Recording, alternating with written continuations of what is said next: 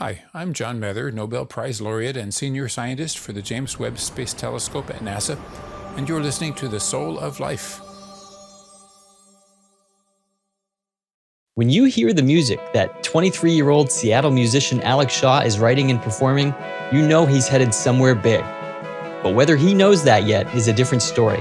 I'm basically broke. I'm at my parents' house right now. You have to find your audience, and I don't think I've found my thing necessarily yet.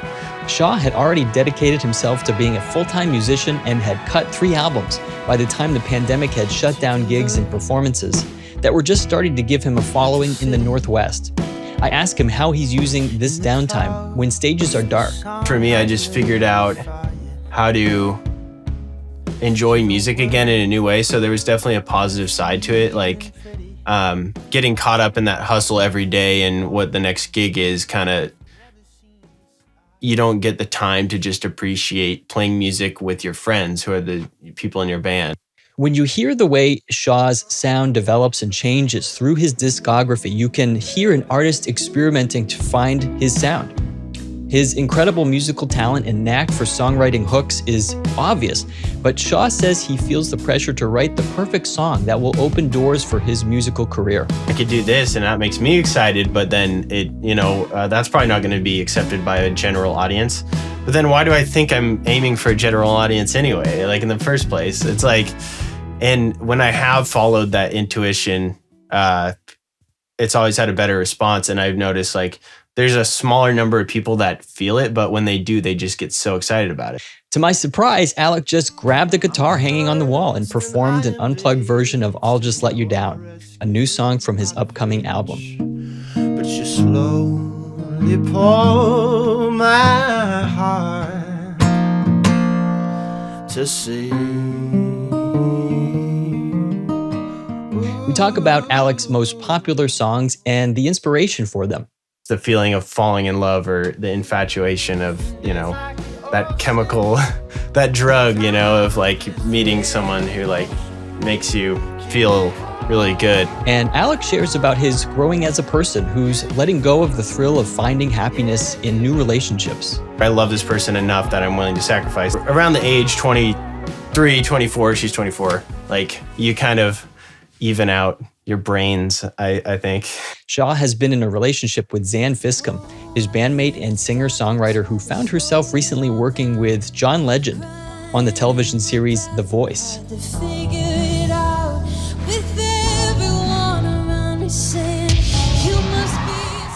I asked Alec about how he's dealt with anxiety and stage fright for many years. The church that I would play guitar at for 10 years, they were very big on like learning the parts and learning the stuff. And that was a huge tool for me. And I discovered Alec was holding out on just how well he's putting his pandemic downtime to use when he shared this exciting news. Basically, I went on this show called American Idol this year. I know I can't talk about the episodes, but when I walked out there in front of the judges, going out in front of 3 celebrities and playing a song with no mics on me, just playing a song with an acoustic guitar. It was like I was playing my first show. I was so nervous. Welcome to The Soul of Life. I'm Keith Miller, and this is Season 2, Episode 7, Rising Star, the music of Alec Shaw. Alone on the seabed, playing sharp, falling from the shipwreck up ahead. And where do we go when the currents rising pulls me far away from home?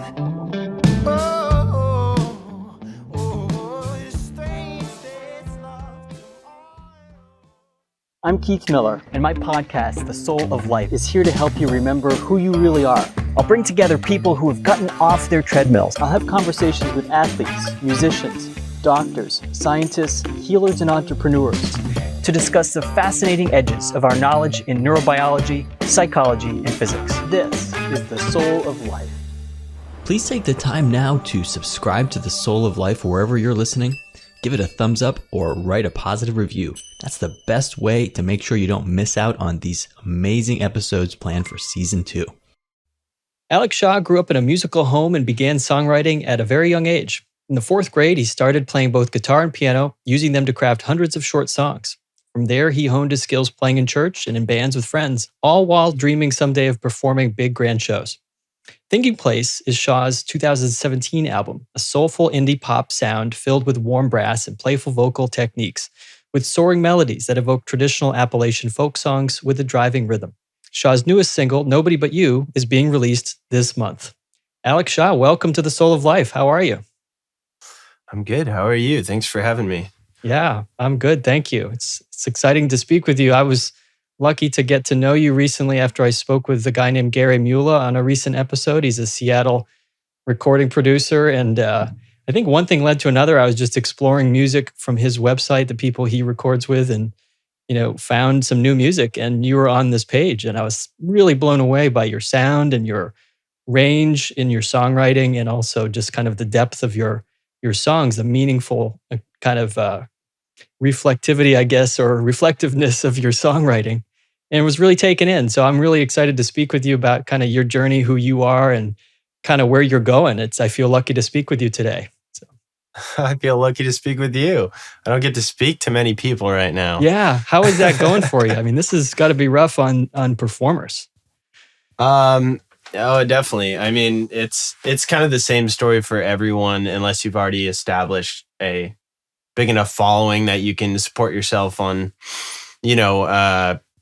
online sales, selling vinyls, all those things, doing live streams where people pay to join in and all that stuff. But for people like me who are just starting to get traction right before everything shut down, it's kind of a time to write and record and look for, inspiration in other things for a while. Mm-hmm. So, yeah, I mean, it definitely started out hard. It was kind of like this wave of inspiration right at the beginning, because you're all of a sudden don't have anything on your schedule. And I think that's inspiring for artists, right? Like Free time. I don't have to do anything. I can just be creative and use all my energy for that. And so that's what I did. And then a lot of people were asking me to record their music, produce their records and stuff. That lasted until the winter. But at that time, I guess for me, I just figured out how to enjoy music again in a new way. So there was definitely a positive side to it. Like getting caught up in that hustle every day and what the next gig is, kind of, you don't get the time to just appreciate playing music with your friends who are the people in your band and all that sort of, Yeah. So yeah, it was actually ended up being really special, I think, in a way, even though I'm basically broke. I'm at my parents' house right now. Well, that's a big deal. I mean, I know it's like, it's sort of something we say offhand a little bit, but I bet that's a big deal. Like how, finding a way to stay on your feet and keep moving forward with this vision for what you want to do as a professional. How did you start, and when did you decide to be a professional musician? How old are you? And maybe tell us that story. I was a freshman when I decided, like a freshman in high school. Mm-hmm. I'd been doing music, for fun before that. And that was about when I started writing songs, like legit songs, rather than, before that I had a little recorder and I would just sit at the piano and just come up with silly songs and like little bits and things all the time. But it wasn't until I was a freshman and I decided, okay, so, my plan was to become like a famous musician by the end of high school, which didn't work out. But, I got an early start and ever since then, that's all I wanted to do. So, I basically started writing music, found a trombone player on Craigslist because I wanted trombone in my band, and pieced together just, trying to ask people if they knew musicians. And I put a band together, and then did my first show at Numos, actually, in Seattle, for the Seattle Children's Hospital benefit show. And then it was downhill from there. That was an interesting first show because that was like kind of a big one to do for your first show, because that's like a 600 cap room, I think. Sure. It's for a little festival. Wow. And But yeah, how supportive are your parents in the process of like being an artist and like, or I spoke with someone, it was the producer I spoke with. He was like, yeah, when I got out of high school, he said, I'm like 17, 18. My dad's like, well, you got to do something to make money. So you're going to come work for me. You're going to put drywall up and do construction. And so there was that tension he felt about having to make money, having to earn a living. How are you? What kind of support do you get from your folks and other people around you? Yeah, I mean, since I started so young in high school, I think at first it's like, how do you take high schoolers seriously, But after I started to prove myself, at first they weren't supportive. They wanted me to, go to a specific college or whatever and do the normal thing, like look for that path. And then just by doing it and eventually showing them the music I was creating, they just, I guess they thought I had enough in me to do it, to make it. And, and then started supporting me in that more and more as I kept going. And I think over the years that I just proved I wasn't gonna go to college, and I wasn't gonna do anything else. Yeah. So yeah. And so you're how many years into that? How old are you now? I'm 23. 23. And I mean, just to circle back to the sort of COVID, this pandemic whole situation, like as far as morale goes, like, I mean, some people are saying like the end is in sight. We're seeing vaccines coming out, but other people are saying like, look, we could be seeing variants of this another year, another 2 years. Like, what are you finding in your community and your friends as far as musicians, how they're feeling about getting ready to sort of do something else? Or how much pressure does it put on an artist that's recording, wanting to record, wanting to get out there, get traction, like you said? I mean, it feels like there's not a lot you can do. It kind of seems like everyone's going into this little hibernating mode in a way, because for me, I realized pretty quickly that a lot of your inspiration as an artist comes from playing shows or other things, but you have to have a creative outlet to, I don't know. For me, it's just like I have to be able to play that for audiences and get that real in-person feedback to be able to create more and be like, okay, I can move on, kind of thing, to the next creation. And I haven't been able to get that, so it's kind of like, do what you can. I'm, trying to record and trying to just keep up on my skills, practice, because that's something I stopped doing once you start playing enough gigs, you don't practice as much because doing the thing is your practice at that point. So, so you have to stay active. You have to be, practicing getting the hours in again because you weren't playing out. Exactly. Yeah. And you get rusty. For sure. And I've seen that in other musicians that haven't gotten into habits, like they're, you can really tell like when someone is out of practice. Let's dive into some of the songs and kind of like your songs and how they sound, your sound. I guess, who would you say is your audience? Who are you finding responds to your music? I know that's a huge question, but yeah. Well, if you're talking like demographic, it's people 20 to 30 is the biggest one. Yeah. And you're in Seattle, is that right? Yeah. So it's mostly people in Seattle because I'm more of a fan of just like the organic growth approach where I'm, playing real shows for real people. And it's not that I don't think it's good to try to build everything off of social media or online. It's just not fun for me. And I just don't like it. And it doesn't inspire me, and as an artist, you have to be inspired. So Yeah. There's a lot of, I think, evidence in my field, which is psychology, and the mind and mental health and that sort of thing, that, social media is, a lot of people don't think of it the way it actually is. It's a tool. And if you don't see it as a tool, it's going to start to use you, and then you're the tool. Like we get depressed, it's when we're constantly comparing ourselves to other people. So I can totally imagine as an artist, it's artificial in a sense. You're trying to get out, you're trying to sort of create an impression and just get people to follow you, as opposed to making a real connection with them in some way. So yeah, that makes sense. So people that are younger are into your music. When I hear your songs, and I listened to your album several times, I had a couple long drives and had the chance Cool. to listen to all your stuff. And I was really left being very curious and wondering about where it goes next. Now I hear soul. I mean, I wonder if you can tell me about sort of the kind of music where you come from, kind of what comes naturally when you sit down to play.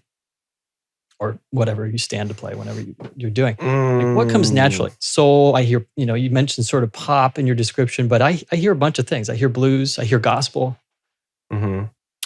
That's a good question because it just depends. It depends on the instrument I'm playing, and it depends on how I'm feeling, I guess. But yeah, it definitely has, like, what comes out naturally would definitely probably stem from that like gospel background and a lot of 60s influence too. Just the stuff I've noticed that the music you listen to when you're growing up is the music that gets ingrained in your brain. So it's important to listen to good music in that period because it's like you're never really going to get away from that, I think. And I hear it in other artists too, like they want to change, but it's always part of them when they're like reproducing those influences, Yeah, right. Yeah, I can hear that the 60s influence in your song Kel. I definitely hear Beatles in that sort of all over the place. But I don't think any artist ever wants to talk about like who other artists. I mean, like it's interesting to speculate, but like I'm hearing what's interesting to me is like I'm hearing you, and like obviously I'm getting to know you and getting to know what that is. And as you develop too, I'm sure you're getting to know what you're capable of and where you want to go.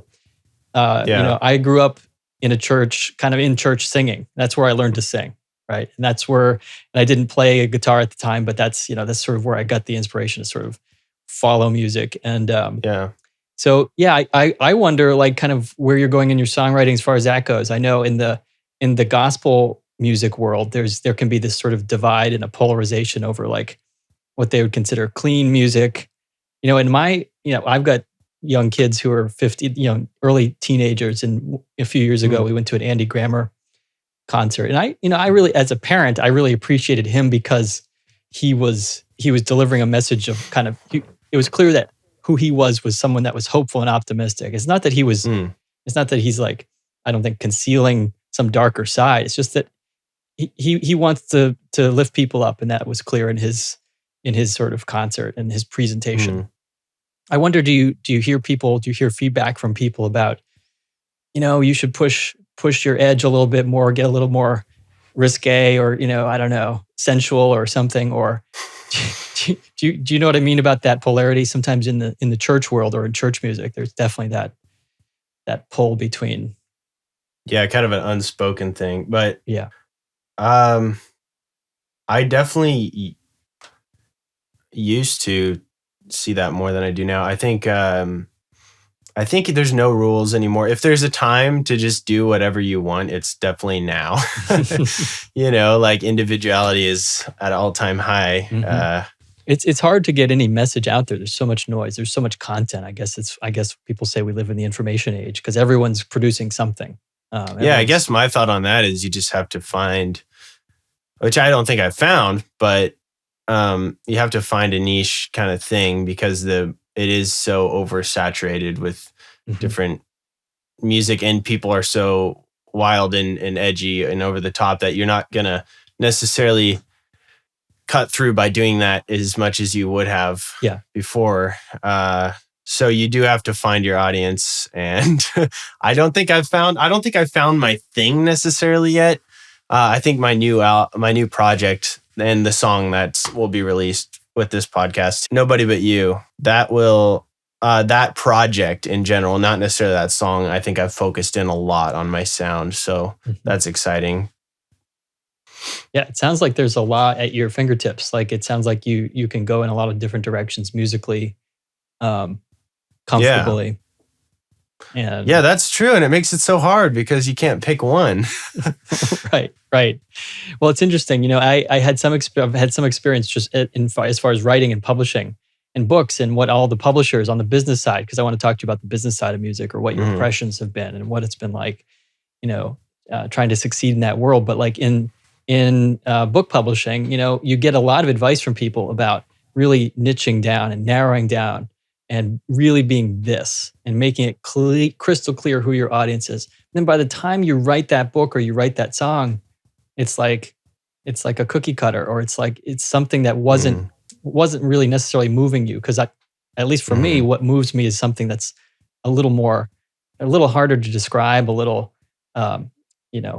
more messy and that sort of thing. And it may go here and it may go there. Obviously, people want to know what they're getting when they get a book. But it depends on what kind of book. It depends on what kind of song, I suppose. No, that's an interesting thought, because I think that speaks to just like staying true to the things that are inspiring you in your writing, and not, trying to overthink things and not trying to think what is everyone else going to like. Right. Because I still get caught up thinking about that, like, oh, I could do this and that makes me excited, but then it, that's probably not going to be accepted by a general audience. But then why do I think I'm aiming for a general audience anyway? Like in the first place, it's like, and when I have followed that intuition, it's always had a better response. And I've noticed like there's a smaller number of people that feel it, but when they do, they just get so excited about it. And that's what creates like these cult artists, because they have this really specific thing, and a bunch of people fall in love with that because it's so true and so like inspired, Yeah, absolutely. No, I know what you're talking about. And I think there's something to be said. I don't know how much you knew about my story, but I started this podcast just to do exactly this, to actually kind of branch out and get outside the four walls of kind of the normal routines, after realizing I was struggling with depression. And I'm somebody that kind of knows what depression should look like. And I didn't recognize it myself for quite a while, until my body started literally like shutting down and doing weird things. And so I was like, oh yeah, okay, so that's depression. So what's it going to take to sort of break your own or my own rules, right? Like do things that are swimming upstream, maybe harder, maybe you don't see any immediate benefit financially from it, but it gives you joy and it gives you delight. So that's what I've been following. That's what brings me here to you anyway. And cool. I figured when I heard you, it seemed like I was connecting to someone who through your music may be on a similar journey. That's true. I mean, that's a noble pursuit in my mind, is just basically becoming a better person by putting yourself in a place you're not comfortable with to grow, right? I mean, that's like I guess a pretty basic concept that a lot of people know, but maybe they don't know how to do that or what that next step is. Right. Yeah, easier said than done, because we tend to go towards things that we're not afraid of and what we're comfortable with. And like you said, practice and rehearsal. I mean, there's a place for that, because you want to be able to do your art kind of without thinking. And that's what people, can really be, where it's automatic and seamless. But then where can you break the rules after that? Like, tell me about your family. I guess kind of where you come from, if you're in a relationship, or, where does that fit into your musical life and creativity? I know if you turn on the radio, like 90% of the songs are either about breaking up or getting together, breaking up, hooking up. How does it fit into your music?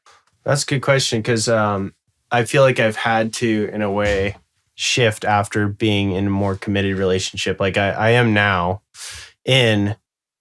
Before that, I found a lot of inspiration from just the feeling of falling in love, or the infatuation of, that chemical, that drug, of like meeting someone who like makes you feel really good. And you get me high. Yeah, exactly. Make like the wind inside a harbor, pull me back on the water, sing like the muse and dance like the ocean. Time with the sway in motion. Can we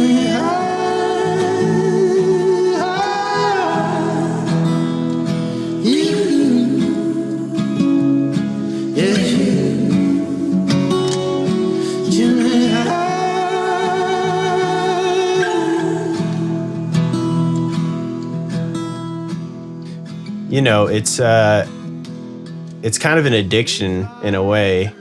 And I think I'm a better person for being with the person I'm with now. And I'm okay with sacrificing that. You know what I mean? Like, it's got to a point where I love this person enough that I'm willing to sacrifice that. And because we have a strong relationship, she does music as well. I'm still thinking about my body's tired and it won't rest. I'm still thinking about And we write together, and we have for a long time, but we were on and off in a relationship before. And then, you know, and we were both growing in our own way, being as young as we are, you know, like, I think around the age 23, 24, she's 24, like, you kind of even out your brains, I think. Right. And you're It not, helps. you know, yeah, it helps a lot. And, you know, just like, learning to think on your own apart from what your family thinks or what your church thinks or whatever, you know, whatever that is that you grew up with. Yeah, there's a lot of songs, like you said, about the infatuation, about what we call romantic love.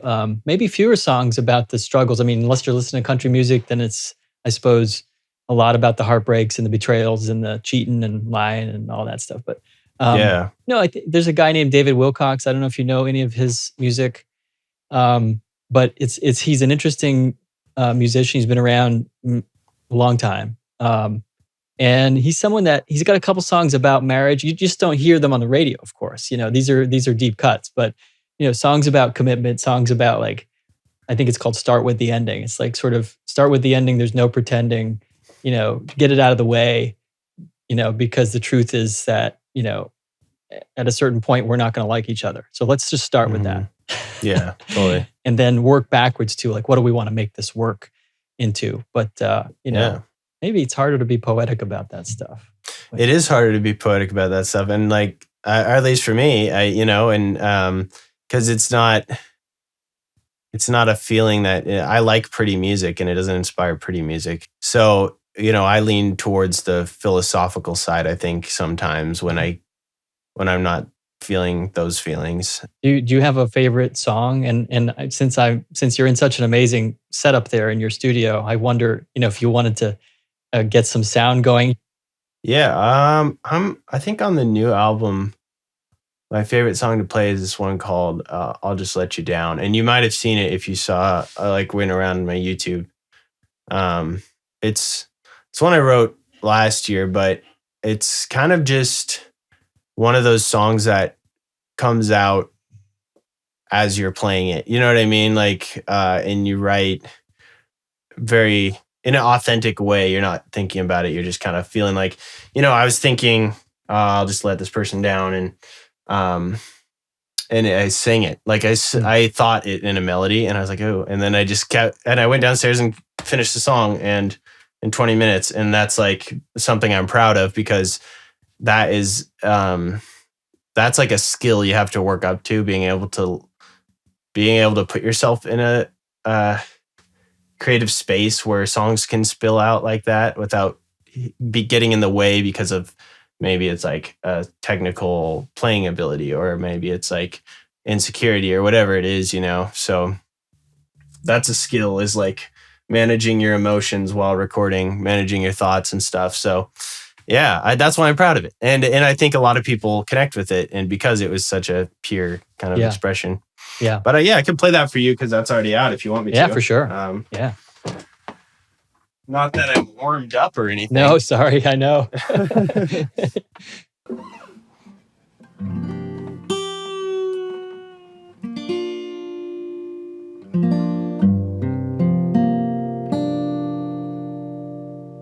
Kind of aim the mic down a little bit.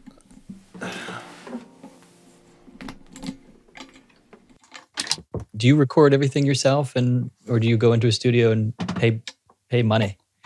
Both. Yeah. Yeah, it just depends on the thing, you know, like if I'm recording keyboards, if I turned the computer around, you would see all these keyboards, like synths and things, and then you see these behind me. Lots of guitars.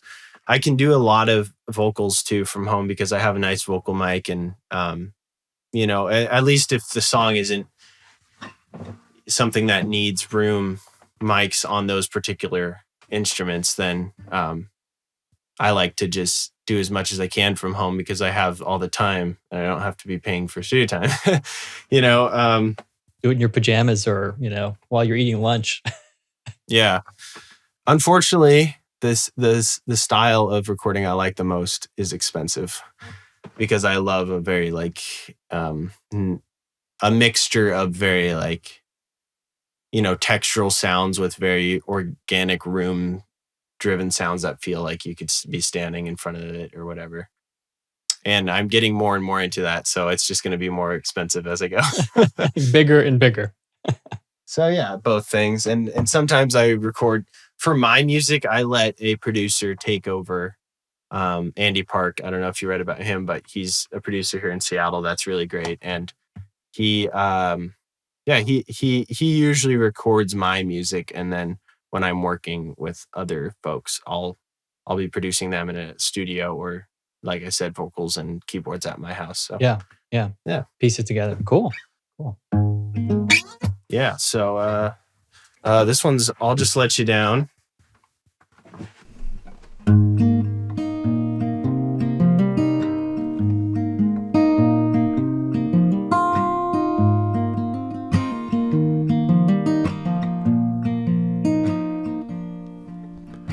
No, I'll just let you down. No, I'll just let you down. I might as well stay at home. I know I'll just let you down once you let me stick around. Once you let me stay.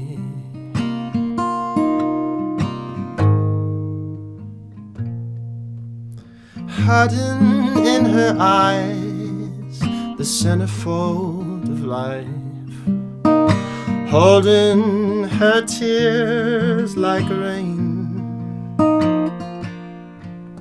She's crashing like a needle across my window pane as she silently pulls my heart away.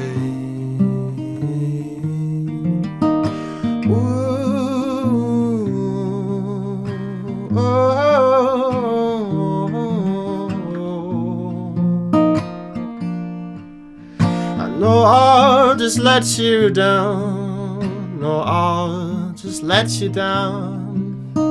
Sure as the night follows day. I know I'll just let you down once you let me stick around. Once you let me stay. Once you let me stay. There's poison in the meat, and I know it when I eat, but my hunger stays the same.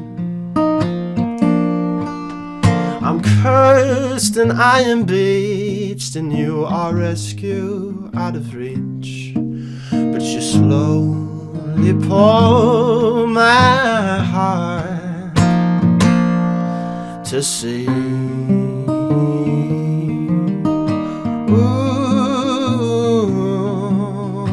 oh, oh, oh. I know I'll just let you down. No, I'll just let you down. Sure as death calls your name. I know I'll just let you down. Won't you let me stick around? Once you let me stay. Once you let me stay.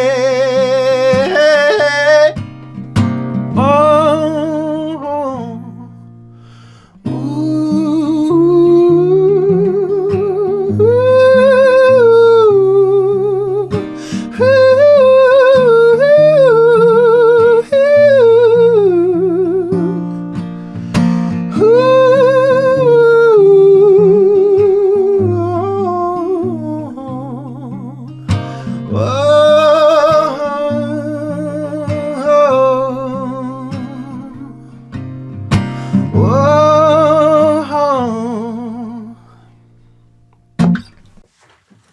Man, Right. wow, all right. Yeah, that's incredible. I'll just let you Thank you. down. That's Alec Shaw. Man, then that's amazing. I appreciate that, and I can hear the simplicity of your writing, and I think you were talking about space. Like space in your recording studio, having space to make the sound come out, but feels like there's space in that song for so much. I can hear it in the intimacy of this sort of acoustic. Does it sound like that on the album? That's the base of the song, is just that acoustic performance similar to that. And then there's strings and there's pedal steel and there's some brushes, drums and bass. And yeah. So there's a bit of that sort of flowy swimming instrumentation around it. Layering and that's cool. Yeah. That's a great song. Amazing. Thank you for sharing Thank you. that. Yeah, definitely.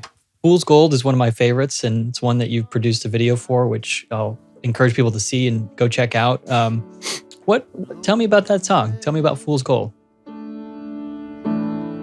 Broken, unsteady, I'm as far as our memories,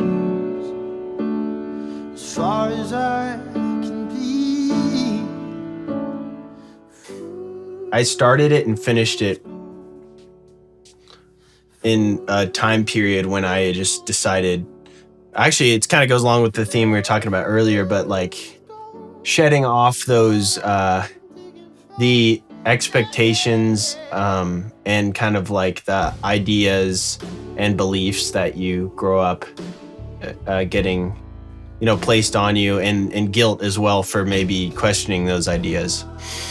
That's what the song's about. It's just deciding to not believe anything so I can kind of decide for myself what I want to believe in. Slowly suspicious, my heart condition, was I born in superstition? Yeah, living lean to find the truth, brought to ignition as soon as I could see, but I know it's where I'm lost, yeah, in this never-ending sea. Fool's gold, fool's gold. It came in the perfect religious feeling form, I guess. I don't know. Right. Now it has a spiritual sort of vibe to it, but sort of soul-y, bluesy, I showed it up, was I born from the blood? Break it out, hallelujah. Come to me, cross, holy bold as its tail, breaking out, hallelujah.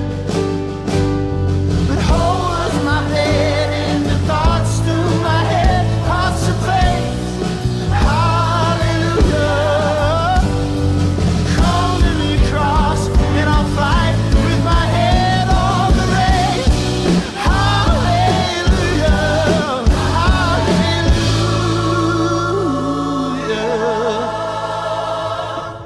Another song that pulls me in. There's so many great songs to talk about. Who are some of the musicians and professionals in the music business, or people who you collaborate with on some of your work? I think the most impactful person so far in my music was probably Andy Park.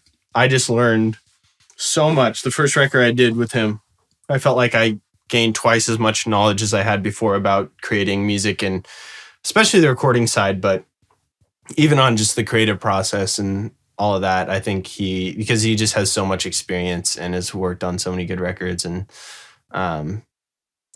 really, really helped. So Andy Park, my dad, because he was a worship pastor growing up, and then played in a Beatles tribute band. Like you said, you heard some Beatles influence. Like that was the majority of what we heard growing up. And he bought me my first guitar.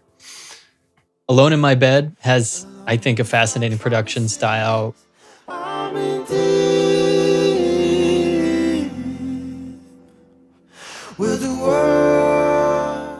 Tell me about what we're listening to when we hear the introduction, the a cappella. But I'm jaded by the night, and I hear them say. Yeah, that's what's called a harmonizer, which is similar to a vocoder, but it's more of a newer development as far as being able to play it live.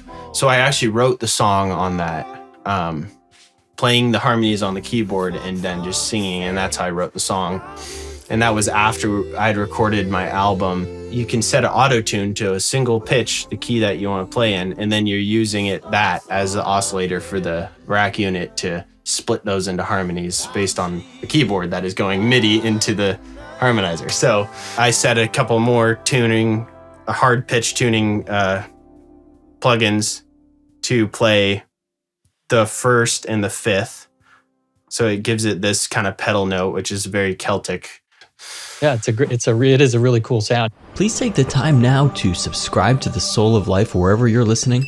Give it a thumbs up or write a positive review. That's the best way to make sure you don't miss out on these amazing episodes planned for season 2. What do you think about the music side of business? I mean, we talked a little bit earlier about being broke, and you mentioned it's tough to get traction right now. But would you accept a label offer if somebody was interested in Alec Shaw, or do you want? If it's the right one, yeah. Yeah. What's your opinion on the state of kind of how things are with artists and labels and that sort of thing? It's hard to say because things are changing so quickly all the time. It's kind of a crapshoot, in my opinion. You know, you try to make it independently, and maybe a label sees you being served on a silver platter and wants some money from that, and then they'll give you resources if they see an opportunity. So, I mean, I think ideally it's best to stay independent if you can build a team on your own and one that's really good. I don't know if I think I would rather work with a label personally, because I'm not, I don't know. I just get very overwhelmed by the business side of things. PR. And it's been great. Yeah, exactly. And it just makes my head spin, you know? So I have a manager now, thankfully, that helps with a lot of that. But you have to build a team. You have to get a publicist, and you have to get, a what do you call it? Publishing company. Mm-hmm. Really different headspace than creativity and performing, right? It's just a different brain you have to use. Yeah, it is. And I'd definitely rather just, some people enjoy that stuff, and I'd just definitely rather not even pretend it doesn't exist if I could. Yeah, you can't do that. But to some degree, all my opportunities have come from me just doing my art and letting other people take that role, if they see an opportunity. So I'm going to keep doing that and just try to make my art better and better, because people say, oh, you got to focus on this side too. But I think a lot of people miss, and from examples of other artists who have come out in the past, if they're really just making something special, people want that. Yeah. So, yep. I think that's a formula that will probably take you where you need to go. I think so too. Yeah. I mean, thank you. I mean, yeah. And you got time. I mean, it's not as if you were like 50 years old, I would say to you, like, well, you don't have time. But like, like a lot of the people I talk to are dealing with, we all deal with anxiety in some sense. And usually anxiety is about like planning the what ifs and the what should I do. And usually it makes us feel like we don't have time, we don't have space. And then of course, then we're not acting in the ways that come naturally and easy and light and attractive to others. And so, you're not playing to your strengths. Yeah. Yeah. So like getting anxiety to kind of step back and move from your spirit, or move from your, like you said, your strengths, kind of your core, where it's easiest. Yeah. And I mean, it's funny, is even though I had a lot of anxiety at certain points when I'm just thinking, oh man, what am I going to do? There's no music. It was also the this period has been the time with the least anxiety because I don't have to be thinking about that stuff. Right. I know. And the mind has a way of finding something to be anxious about no matter what the circumstances Yeah. are. So it's Yeah, sometimes, isn't that? Yeah. Recognizing bad. that. It is too bad. Well, that sort of reminds me, I guess I would ask you about your, in my work, I'm often in the healing profession. We're helping people, at least in my work. I'm a social worker and I've also trained in trauma work. And so we're often using the body. And I actually spoke recently to my last guest was NPR's voice coach, Jessica Hansen. She's the woman who does the funding credits for NPR, National Public Radio. So she's a voice coach. So we were talking about the voice. Of course, the voice is in your body, of course. But we, just like any part of our body, including our mind, we try to use it and we're trying to get something done. Like our hands, we're always using our hands to open something or get something or move something. And as opposed to being embodied, which is like a sensory experience. But yeah, I definitely experienced a lot of performance anxiety.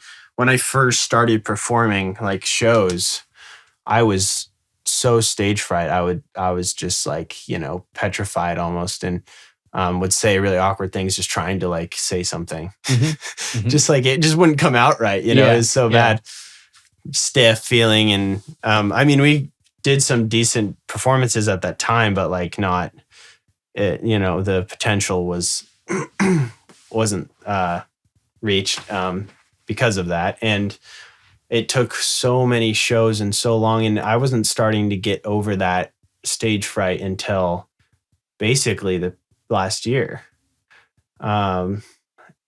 Fully. It's like every time I would have nerves, and I think I always will, because I'm very critical of myself and self-aware, to a point that that helps me if I can learn how to deal with that, with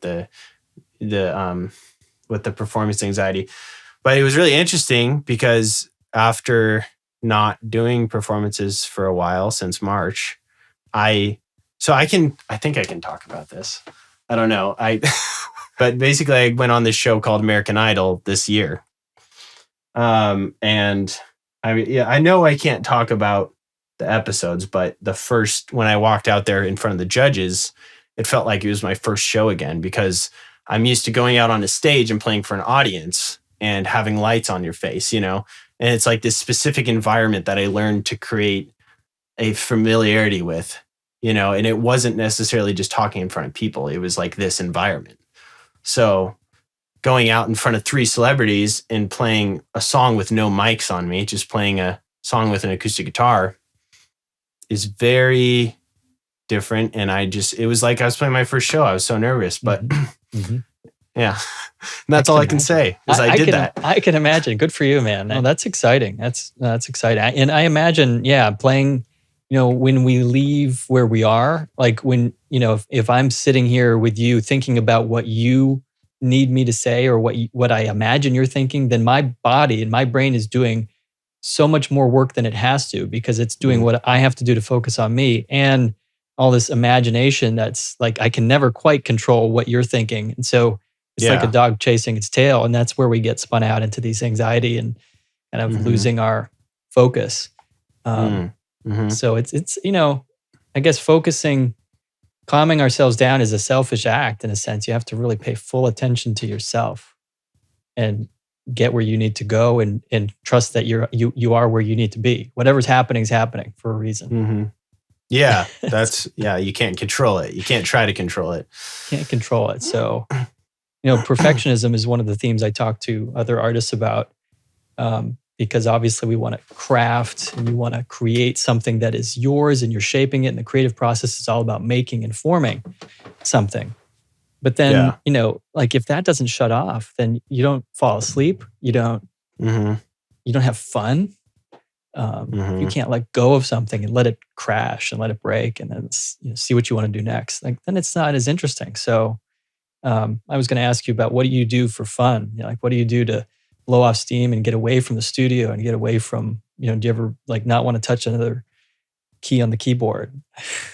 Sometimes I push through that because it can be helpful, but then other times something that really works for me is just hanging out with friends that aren't musicians. because that conversation doesn't always come up naturally. And then it makes you excited about that thing again for some reason, because then you're talking to someone that doesn't know, and there's this excitement like the first time you learned about that thing, you know. Yeah, you get to share that energy. Yeah, I guess so. That goes back to like performing and why that you need an outlet, right? It's similar to that, I guess, in a way, because you have to share that to be able to like leave room to create more in a way. Space. Yeah, maybe that's what we're going to call this episode, Finding the Space to Create with Alec Shaw. There you go. Yeah. That's cool. Projects you're working on now, maybe you can give a shout out to the new album. It's a full album that you're releasing, and is that right? It's a large EP, so it's 7 songs, or you could call it a small album. I guess 7 songs is worthy of being an album these days, but I'm I think I'm gonna promote it as an EP. One thing I would like to mention is I'm doing a Kickstarter right now, or at least when this is airing, to raise money to pay for the album, all the expenses, which is crazy expensive.